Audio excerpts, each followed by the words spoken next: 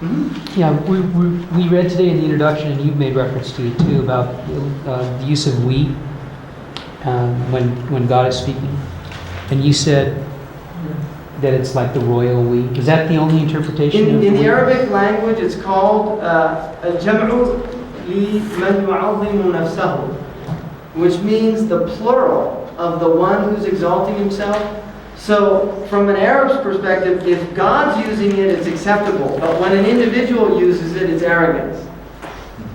And you do find individuals in the Arab world that'll say, "Nahnu akalna kathiran al-yawm." You know, we ate a lot today, and he's talking about himself.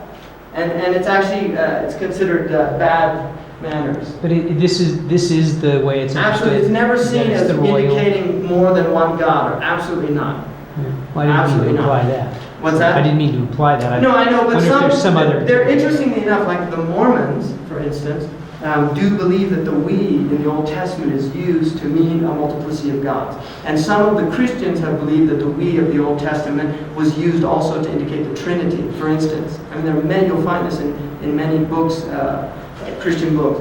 For the Jews understand the same way that the Arabs do. It's just a plural that's used majestically.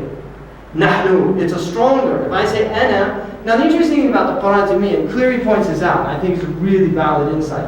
Cleary says that one of the really interesting things about the Qur'an is that the shift of perspectives. Because sometimes, the Qur'an is saying, I. La ilaha illa ana, there's no God but I. Sometimes, la ilaha illa anta, there's no God but you. Sometimes, la ilaha illa huwa, there's no God but He. So it's shifting constantly, this change in perspective. Sometimes it's plural, sometimes it's singular. And it's a very fascinating phenomenon in the Quran. Any other questions?